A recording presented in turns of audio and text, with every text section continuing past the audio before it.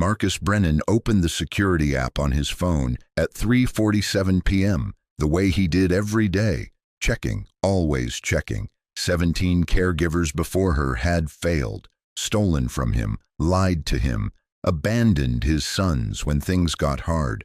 So when he saw those 3 wheelchairs sitting empty in the middle of the therapy room, his stomach dropped through the floor. Then he saw them, his 3 paralyzed sons, Ethan, Noah, and Liam, standing, shaking, wobbling, but standing on their own 2 feet, taking steps toward her outstretched arms. Marcus's phone slipped from his hand, clattered against his mahogany desk. His back hit the wall, his legs gave out. And the man who'd spent $4.3 million on specialists who all said never, who'd accepted impossible as final, watched it shatter on a 9-inch screen in his corner office in Manhattan. 3 years ago, Marcus Brennan lost everything that mattered. His wife, Catherine, died in childbirth. 48 minutes after delivering triplets, a catastrophic hemorrhage took her. No warning, no goodbye, just a sterile hospital room and 3 premature infants fighting for survival while their mother went cold on the table beside them. Marcus held her hand until the nurses made him let go.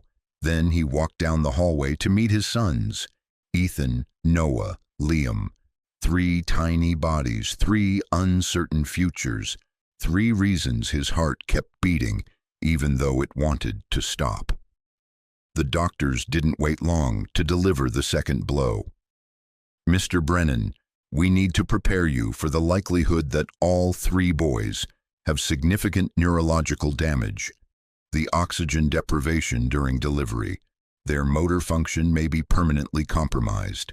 Cerebral palsy, all 3 boys, severe, the kind that settles into muscles and bones and doesn't let go. Based on the MRI results and their current muscle tone, walking is highly unlikely, possibly never. Speech may also be severely limited." Marcus heard the words, but they didn't land. Not then. He was still burying his wife in his mind, planning a funeral while his sons lay in incubators with tubes and wires keeping them alive. Weeks passed, then months. The boys didn't improve. They didn't hit milestones. At 6 months, they couldn't hold their heads up. At 1 year, they couldn't sit unassisted. At 18 months, they sat in custom wheelchairs, small bodies limp, eyes vacant, distant. Marcus hired the best. Physical therapists from Johns Hopkins, occupational therapists who'd worked with Olympic athletes, neurologists who'd published groundbreaking research. He purchased equipment that cost more than most people's cars, standing frames, specialized walkers, adaptive technology that promised breakthroughs. Nothing changed. The boys didn't walk, they didn't speak, they barely responded. And Marcus, alone in his penthouse overlooking Central Park, started to accept what the doctors said. His sons would never stand, never run, never chase each other through hallways like he once imagined, never call him Dad. He buried that hope right next to Catherine. Then came the caregivers, 17 of them in 33 months. The first quit after 3 weeks. Said the boys were too challenging. Said she couldn't handle the emotional weight. Marcus fired the second when he caught her on her phone during therapy sessions, texting while his sons sat motionless in their chairs. The third seemed perfect, warm, experienced, came with stellar references, until he discovered she'd sold medical information about his sons to a tabloid for $2,400. Tragic billionaires' silent sons inside the mansion of broken dreams. After that, something broke inside him. One caregiver stole medication, another accessed his financial accounts and disappeared with $47,000. One tried to sue him for emotional distress after 2 months. Another brought her boyfriend into the house when Marcus was traveling, and the security footage showed them laughing in his deceased wife's bedroom. Each one came with a smile and left with his trust bleeding out behind them. Marcus stopped seeing people. He saw risks, liabilities, potential betrayals waiting to happen. He installed cameras in every room, motion sensors in every hallway. He watched the footage at night, rewinding, zooming, looking for the angle, the lie, the inevitable betrayal he knew was coming. Control became his only protection. Vigilance became his only comfort. So when Elena Martinez walked through his front door, 31 years old, quiet, composed, recommended by an agency he'd never used before, Marcus didn't see a person. He saw caregiver number 18, the next failure waiting to happen. No improvising, he told her, not looking up from her background check file. No bonding, no hope speeches, no deviation from the medical protocol. The doctors have made their prognosis clear. These boys require maintenance, not miracles. Elena nodded, her hands folded in her lap. I understand, Mr. Brennan. You'll follow the physical therapy schedule exactly as written. You'll document everything. You'll report any changes, no matter how small, and you will not. He looked at her directly for the first time. You will not give them false hope. Do you understand? Yes, sir. The last caregiver thought she could connect with them, thought love and patience would overcome neurology. It didn't. It made things worse. When she left, they regressed for weeks. Elena's expression didn't change. I won't make promises I can't keep. Good. Marcus closed the file. Mrs. Chen will show you to your room. You start tomorrow at 7 a.m. I'll be watching. He said it as a warning, but Elena just nodded again, as if being surveilled was the most natural thing in the world. She didn't understand, or maybe she understood too well, because Elena didn't follow his rules. She sang to those boys when no one was watching, moved their legs in patterns the protocol never prescribed, whispered encouragements like she believed they could hear her, like she believed they could become more than their diagnosis. And Marcus watched it all through his cameras. At first, he watched to catch her making mistakes, to document the breach of protocol, to build his case for termination. Then he watched because he couldn't look away, because something was happening in that penthouse. Something small at first, barely noticeable, but it was there. Ethan's fingers twitched when Elena played music. Noah's eyes tracked her movements across the room. Liam held his head up longer than he ever had before. 10 seconds, then 15, then 20. Marcus told himself it meant nothing. Told himself hope was dangerous. Told himself the doctors knew best. But late at night, alone in his home office with the blue glow of monitors lighting his face, Marcus watched a woman fight for his sons with nothing but patience and belief. And somewhere deep in his chest, in a place he thought had died with Catherine, something started to crack. He didn't trust it, couldn't trust it, because hope, when you've buried it that deep, doesn't feel like relief. It feels like a trap. If you're enjoying this story so far, don't forget to hit the like button and subscribe. Drop a comment telling me where in the world you're watching from. I love hearing from you. The penthouse woke up the same way every morning. Silent. Not peaceful silent. The kind of silence that presses against your chest until breathing feels like work. Marcus stood at the floor-to-ceiling windows in his kitchen, coffee growing cold in his hand, watching the sun rise over Manhattan. 43 floors below, the city was waking up, cars honking, people rushing, life happening. Up here, everything was still. Behind him, down the long hallway that led to the therapy wing, he heard the soft whir of a motorized wheelchair. The night nurse was moving one of the boys, probably Noah. Noah liked to be by the east windows when the morning light came through. Marcus didn't turn around. He used to. In the beginning, right after they came home from the hospital, Marcus would rush to every sound, every cry, every movement. He'd sit between their cribs for hours, watching their tiny chests rise and fall, terrified that if he looked away, something would go wrong. Catherine would have been better at this. She'd wanted children more than anything. 7 years of trying, 4 rounds of IVF, 2 heartbreaking miscarriages, and when she finally got pregnant with triplets, she cried for 3 days straight. Happy tears. The kind that come when something you've wanted for so long finally becomes real. Marcus remembered the nursery she designed. Soft gray walls with white clouds painted on the ceiling. 3 cribs arranged in a triangle so the boys could see each other when they woke up. A rocking chair by the window where she planned to read to them every night. That nursery sat empty now, converted into storage for medical equipment they'd tried once and abandoned. The boys slept in hospital-style beds in the therapy room, adjustable frames, safety rails, monitors that tracked their breathing, their heart rates, their sleep patterns.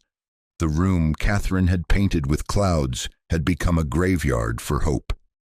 Marcus took a sip of cold coffee and winced. The penthouse was too big. 6,200 square feet for a man who only used 3 rooms. His office, his bedroom, the kitchen when he remembered to eat. Everything else felt like a museum, preserved but lifeless. He'd bought this place for Catherine. She loved the light, the views, the sense of being above the chaos of the city. She said it felt like a sanctuary. Now it felt like a tomb. Marcus set the coffee mug in the sink and walked toward his office. The hallway stretched long and dim. Family photos used to line these walls. Catherine had insisted on it. Homes need faces, she'd say, otherwise they're just expensive boxes. Marcus had taken them down 8 months after she died. Couldn't pass her smile 20 times a day. Couldn't see the hope in her eyes, the way she looked at him like he could fix anything. He'd failed her. Failed their sons. Failed every promise he'd made in that hospital room when he held her hand and told her he'd take care of them. The frames left faint rectangular outlines on the wallpaper, ghosts of a life that almost happened. Marcus pushed open his office door and sat at his desk. 3 monitors glowed on the wall in front of him. Therapy room, hallway, living area. There they were, his sons. Ethan sat in his blue wheelchair, staring at a bookshelf. Noah was by the window just like Marcus had guessed, morning light washing over his small, still face. Liam's eyes were closed, his body motionless except for the gentle rise and fall of breathing. Elena moved between them, adjusting blankets, straightening, positioning cushions. Her movements were slow, careful, like she understood that this room held something fragile. Marcus watched her hands. 17 caregivers, 17 failures, 17 reasons to believe she would be no different. But she'd been here 4 weeks now. No complaints, no shortcuts, no suspicious phone calls or open drawers she shouldn't have touched. Just quiet consistency. That's what worried him most. Elena had a routine. Every morning she arrived in the therapy room at exactly 7 a.m. She'd greet the night nurse, review the boys' sleep charts, check their vital signs. Then she'd spend the first 10 minutes just sitting with them, not talking, not adjusting anything, just present. Marcus noticed this through the cameras. It bothered him at first. He was paying her $18,000 a month. He expected her to work, not sit. But then he realized something. She wasn't sitting idle. She was watching, learning, studying the way Ethan's fingers curled when he was uncomfortable, the way Noah's breathing changed when he needed repositioning, the way Liam's eyelids flickered beneath closed lids during his morning rest period. She was learning his sons in a way Marcus had stopped trying to.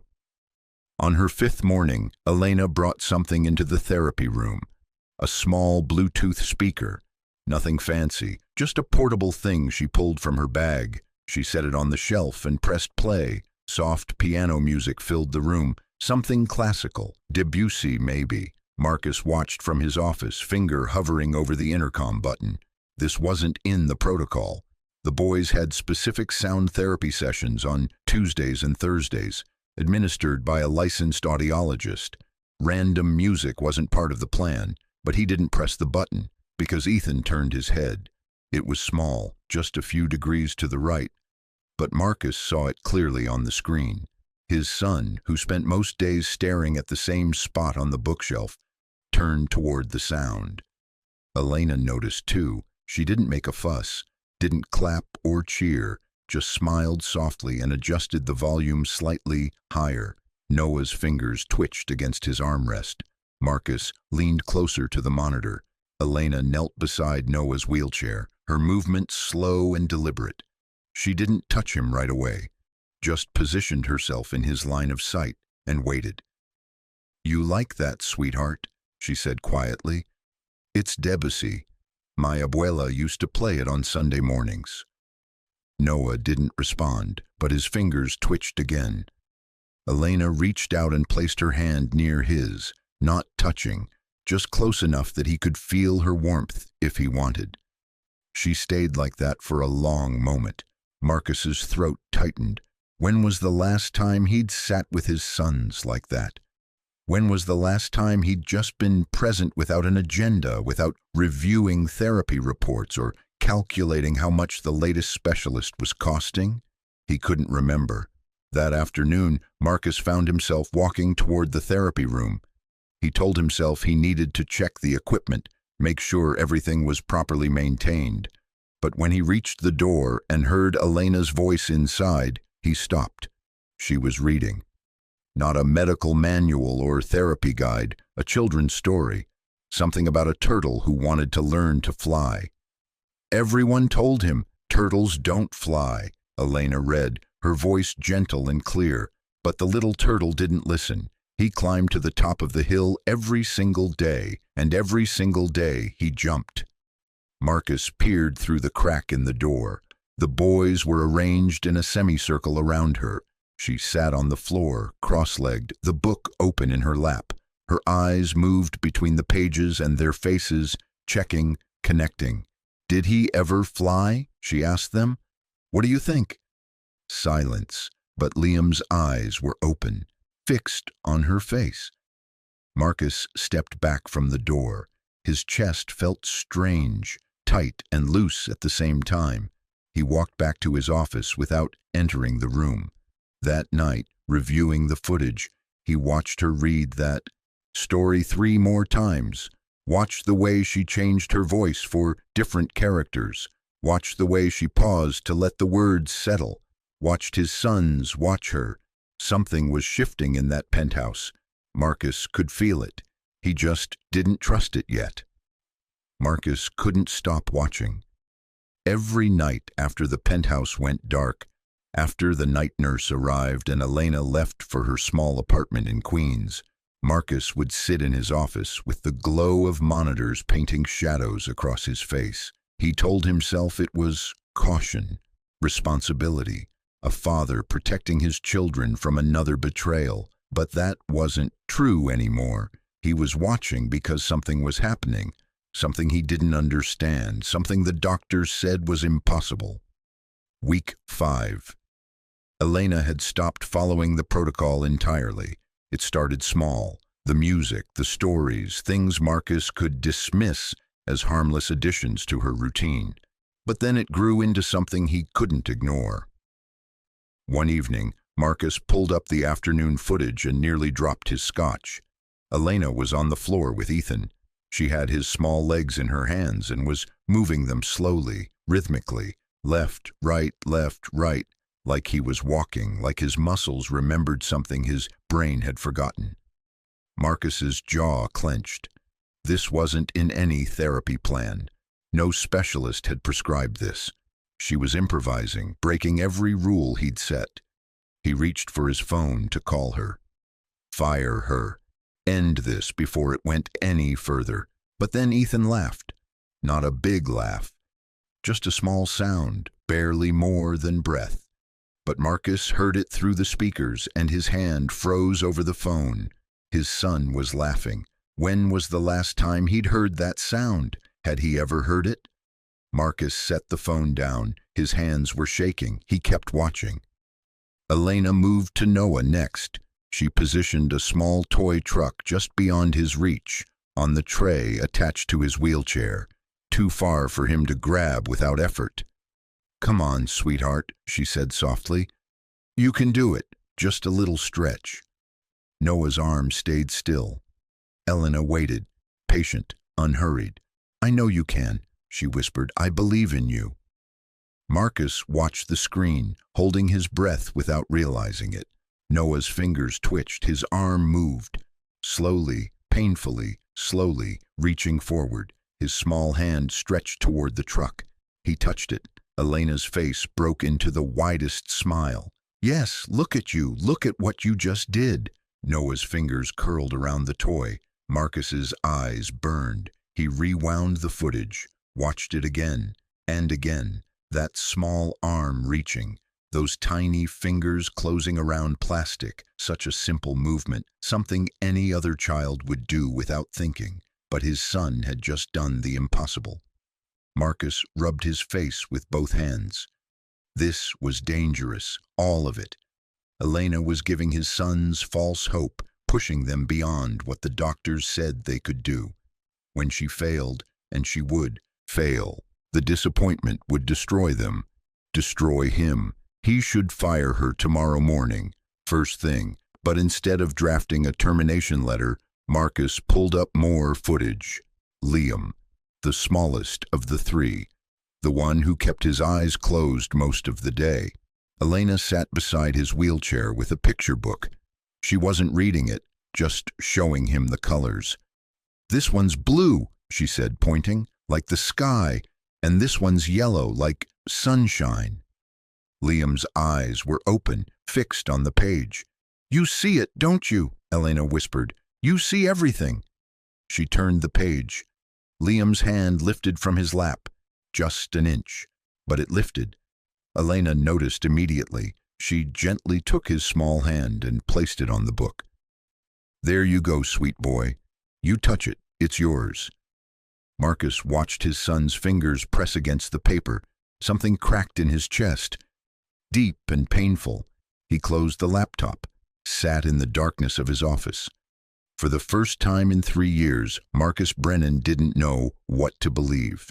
The days blurred together. Marcus became obsessed. He'd pull up the footage during conference calls, watching on his phone while his executive team discussed quarterly projections. He'd rewind sections during dinner, analyzing every small movement, every tiny response. Week 6. The improvements were undeniable now. Ethan could hold his head steady for 43 seconds. Marcus timed it. The previous record was 18. Noah reached for objects consistently now, not just once. Consistently. His occupational therapist noticed during their weekly session and asked what had changed. "Whatever you're doing differently, keep doing it," she'd said, making notes on her tablet. "His fine motor control has improved significantly." Liam was making sounds, not words yet, but vocalizations. Little hums and coos that made Marcus's heart want to explode every time he heard them through the monitor speakers. Marcus started researching. Late at night, when he should have been sleeping, he'd pull up medical journals, case studies, research papers, neuroplasticity in pediatric cerebral palsy patients, the efficacy of repetitive motor pattern training, early intervention outcomes in children with motor disabilities. Article after article confirmed what Elena had been trying to tell him through her actions. The brain could rewire itself. With consistent, targeted intervention, children with CP could achieve mobility far exceeding initial prognosis. Everything Elena was doing, the leg movements, the reaching exercises, the constant, gentle stimulation, it was all there in published research from Johns Hopkins, Stanford, the Mayo Clinic. And Marcus had never looked, not once in 3 years. He'd taken those first doctors at their word, accepted their verdict like a death sentence, stopped researching, stopped questioning, stopped hoping. Marcus closed his laptop at 4:17 a.m. and sat in darkness. His sons were improving, actually, genuinely improving, doing things those initial specialists said they'd never do. And he'd almost fired the woman responsible. His stomach turned. For 3 years, he'd poured money into maintaining his sons' limitations. Expensive wheelchairs, adaptive equipment, nurses who kept them comfortable in their diagnosis. But he'd never once fought for something more. Elena had been here 6 weeks, making $18,000 a month, and she'd accomplished what his millions hadn't touched, because she believed. And Marcus had stopped believing the day Catherine died. Week 7, Tuesday afternoon. 3:47 p.m. Marcus sat in his corner office at Brennan Capital, staring at a contract he should have reviewed an hour ago. The words swam on the page, meaningless. His phone buzzed. Motion alert, therapy room. His heart rate spiked immediately. It always did now. Every alert felt like it could be something. A fall, an emergency, or worse, Elena packing her things to leave like all the others. Marcus opened the security app. The image took a moment to register. 3 wheelchairs, against the wall, empty. Marcus's stomach dropped through the floor. His first thought was panic. Something happened. An emergency. The boys had to be rushed somewhere. Then he saw them. Center of the therapy room. Hardwood floor gleaming in the afternoon light. Ethan, Noah, Liam, standing. Marcus's breath stopped. His 3 sons, his paralyzed sons, the boys doctors said would never stand, never walk, never bear their own weight, were upright, wobbly, shaking, but standing on their own 2 feet. Elena knelt on the floor about 6 feet away, her arms stretched wide open, tears streaming down her face. "Come on, babies," she whispered, her voice breaking. "Come to me. You can do it. 1 step, just 1. Marcus couldn't breathe, couldn't move, couldn't process what he was seeing on his 9-inch phone screen. Ethan moved first. His small foot lifted from the ground, hovered in the air for an impossible moment, then landed again. An inch forward, a step. Marcus's hand flew to his mouth. Noah went next, more cautious. His legs trembled violently, but he moved. 1 foot, then the other. 2 steps. A sound escaped Marcus's throat, something between a gasp and a sob. Liam, the smallest, the one who kept his eyes closed most days. He stood there shaking, arms out for balance like a tiny tightrope walker. Elena reached toward him. "You can do it, sweet boy. I'm right here. I'm not going anywhere." Liam's foot lifted. It came down. Another lift. Another step. 3 steps. Marcus watched his youngest son walk toward Elena's outstretched arms. His phone slipped from his fingers. It clattered against the mahogany desk, screen down, but he could still hear the audio through the speaker. Elena's voice. "Yes, oh my God, yes, look at you. Look at what you're doing." The boys reached her, all 3 at once. She gathered them into her arms, pulling them against her chest, sobbing openly. "I knew it," she cried. "I knew. You could. I knew it." Marcus's knees buckled. He slid down from his chair, back scraping against the desk until he sat on the floor of his corner office, his $3,000 suit crumpling, his Italian leather shoes scuffing the hardwood. His legs wouldn't hold him. 3 years. 3 years of doctors saying never. 3 years of specialists confirming impossible. 3 years of Marcus accepting that his sons would spend their lives in wheelchairs, dependent, limited, defined by their diagnosis. And there they were, standing, walking, reaching toward a woman who refused to believe what the world told her. Marcus pressed both hands against his face and wept. Not quiet tears, not controlled grief. This was something deeper, something breaking open inside him that had been locked away since the day Catherine died. Every failure, every betrayal, every night spent watching screens instead of holding his sons. The shame, the fear, the hope he'd buried so deep he forgot it existed.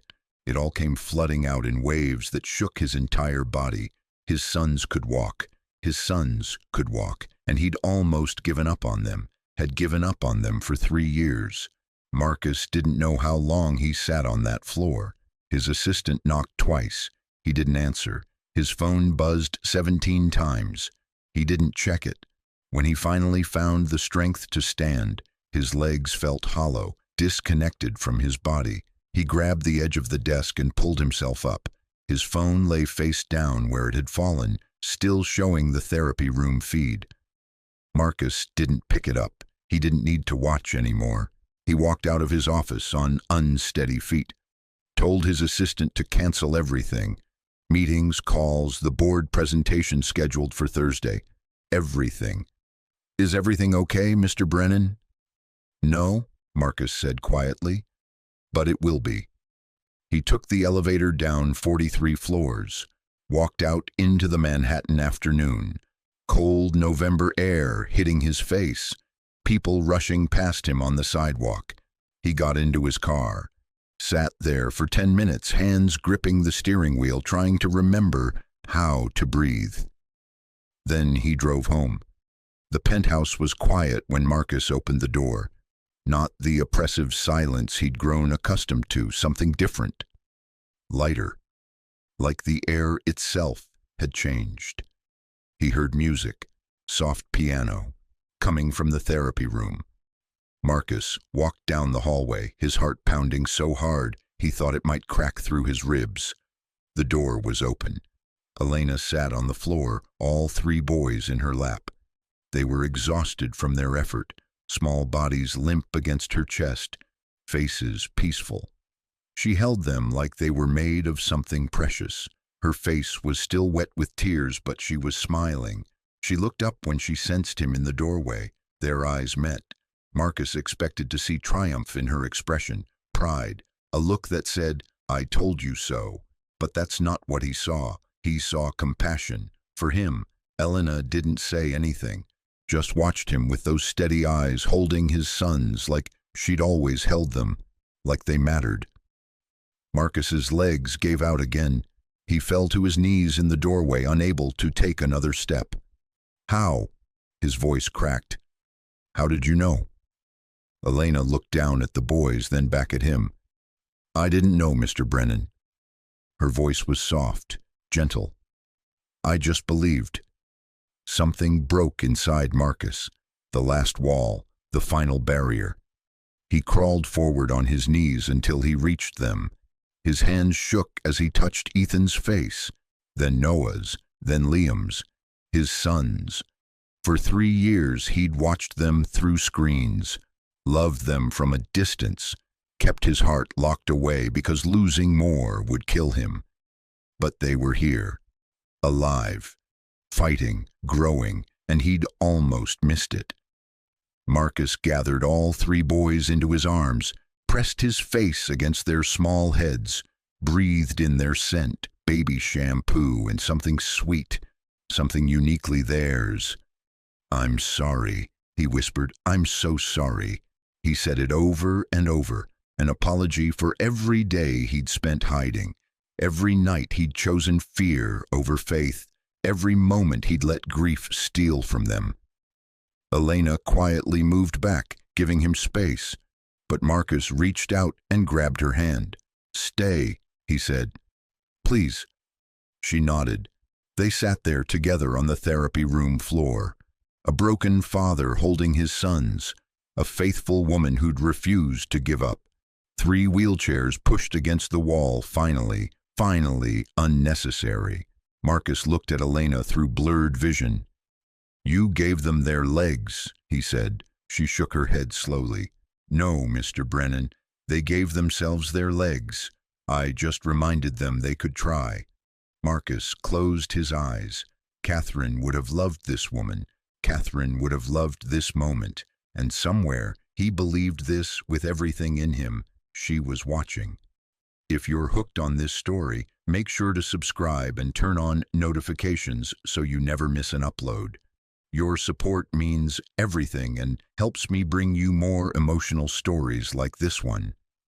The afternoon light shifted through the floor-to-ceiling windows, casting long golden shadows across the hardwood. Marcus held his sons tighter, let himself feel something he'd forgotten existed. Hope. Not fragile hope, not cautious hope. Real hope. The kind that costs everything and gives back more. What happens now? He asked quietly. Elena smiled. Now we keep trying, every day. We celebrate the steps they take and we catch them when they fall. That's what happens now. Marcus nodded, tears still streaming down his face. I need to change everything, he said. Work, my schedule. I need to be here. Yes, Elena said simply. You do. I don't know how to do this. I don't know how to be what they need. None of us do. We just show up and try. Marcus looked at her, really looked at her. This woman who worked 2 jobs, who took the subway from Queens every morning, who had her own struggles, her own losses, but still showed up every day to fight for children who weren't hers.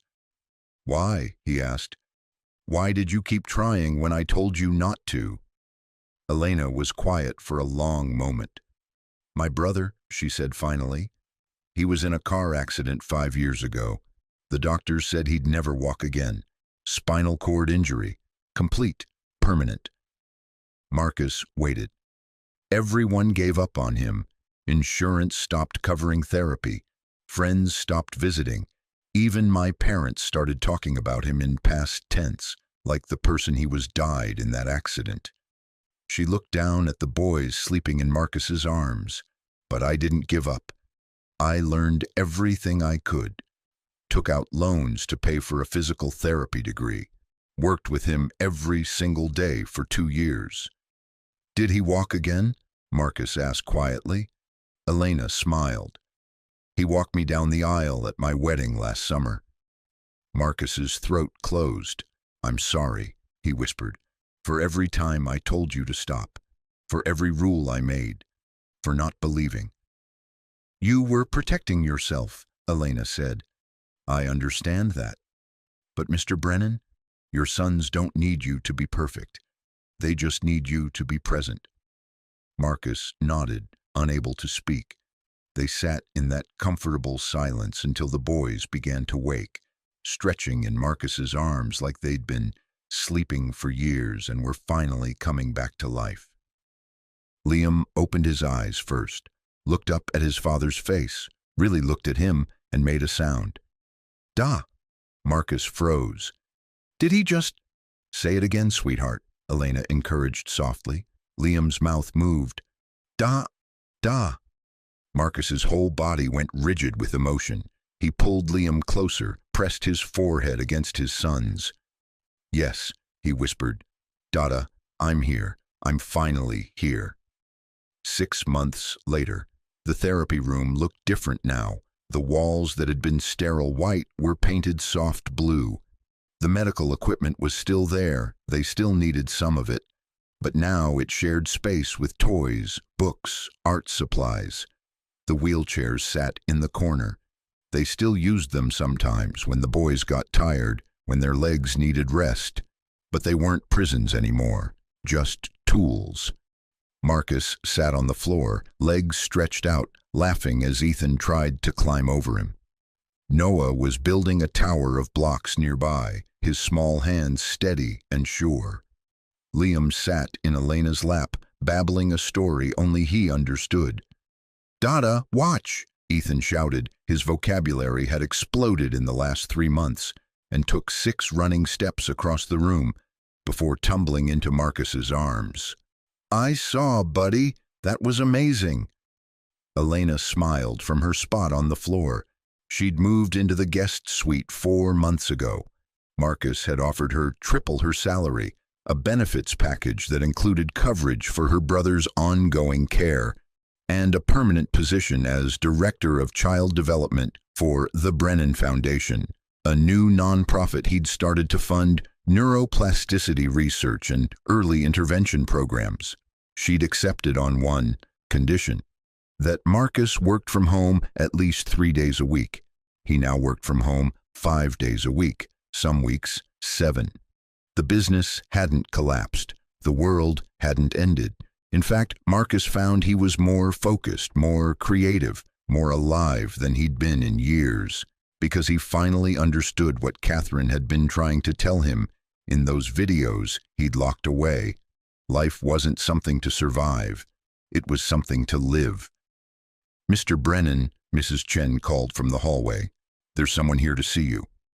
Marcus looked up, confused. He wasn't expecting anyone. A woman appeared in the doorway, mid-60s, warm smile. Familiar somehow. "I'm sorry to intrude," she said. "I'm Maria, Elena's mother." Marcus stood immediately. "Mrs. Martinez, please come in." Maria stepped into the room, her eyes filling with tears as she watched the boys playing.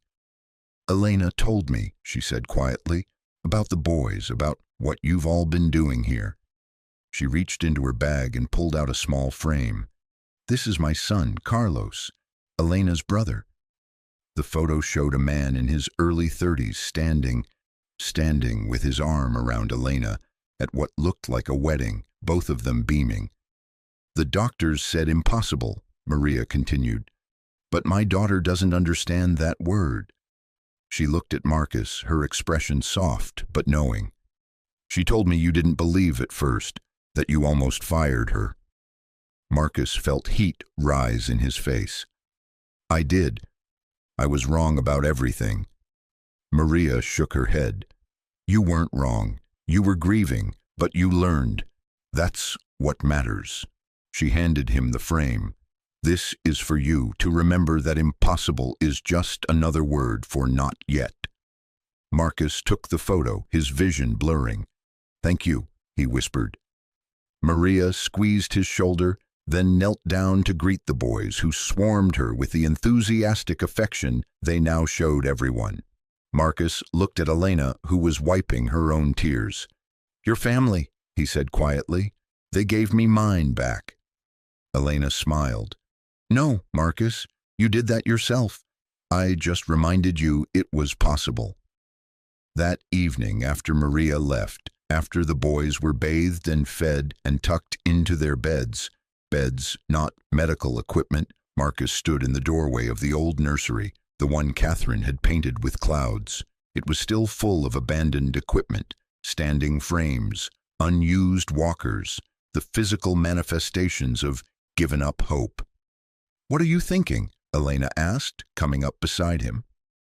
"I want to restore it," Marcus said, "the way Catherine designed it. The boys are getting too big for the therapy room beds anyway." Elena smiled. "She'd love that." Marcus pulled out his phone and opened his photos, found the video he'd watched 100 times now, Catherine, 8 months pregnant, giving him instructions for their daughters that became instructions for their sons. "Show them joy, Lucas. Dance with them, sing to them, let them see you cry and laugh and be human. Children don't need perfect parents, they need present ones." He'd gotten her name wrong in the video, the pregnancy brain fog, but the message was clear. "I want to play this for them," Marcus said, "when they're old enough to understand. I want them to know their mother." "They'll love that," Elena said softly. They stood there in the doorway, looking at the room that would soon be full of life again. "Elena." "Yes? Thank you for not giving up." "On them?" "On me." Elena squeezed his arm. "That's what family does." The next morning, Marcus woke to the sound of laughter, real, genuine, joyful laughter. He walked down the hallway and found all 3 boys in the living room, trying to teach Elena's brother Carlos a complicated clapping game. Carlos sat in his wheelchair. He still needed it for long distances, laughing as he fumbled the pattern. "No, no, Uncle Carlos," Noah shouted. "Like this." Marcus leaned against the doorway, watching. His sons were playing, teaching, living. Elena appeared beside him with 2 cups of coffee. "Family breakfast?" she asked. "Yeah," Marcus said, taking the cup. "Family breakfast sounds perfect." They walked into the living room together. Carlos looked up and grinned. "These boys are trying to tell me I'm rhythm challenged." "You are," Elena teased. Liam climbed into Marcus's lap. Dada, watch me. And Marcus did. He watched. He was present. He was there. For the first time in 3 years, Marcus Brennan wasn't hiding behind screens or walls or grief. He was living, and his sons, his beautiful, strong, miraculous sons, were teaching him how. That afternoon, Marcus took the boys to the garden terrace on the penthouse roof. Something he'd never done before, too afraid, too worried about all the things that could go wrong. But Elena had convinced him. They need sunshine. They need to feel alive. The boys actually ran across the terrace, chasing each other, laughing, falling, getting back up. Marcus sat on a bench watching them, his heart so full it hurt. Elena sat beside him. "You did it," she said softly. "We did it," Marcus corrected. A butterfly landed on the terrace railing, bright orange, Catherine's favorite color. "Look," Marcus whispered, pointing. The boys stopped running, mesmerized by the butterfly. It sat there for a long moment, impossibly long, then flew directly over their heads, circling once, twice, before disappearing into the blue Manhattan sky. Ethan looked up at Marcus. "Was that Mama?" Marcus's throat closed. He hadn't told them much about Catherine yet. They were still so young. "Maybe," he said quietly.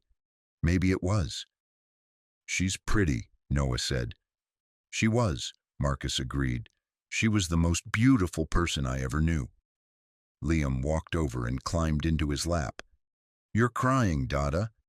"Happy tears, buddy. These are happy tears." The boys returned to their playing, the moment passing as quickly as it came. But Marcus understood. Catherine was here. In their laughter, in their strength, in every impossible step they took. She'd been here all along, waiting for him to start living again so he could teach them how.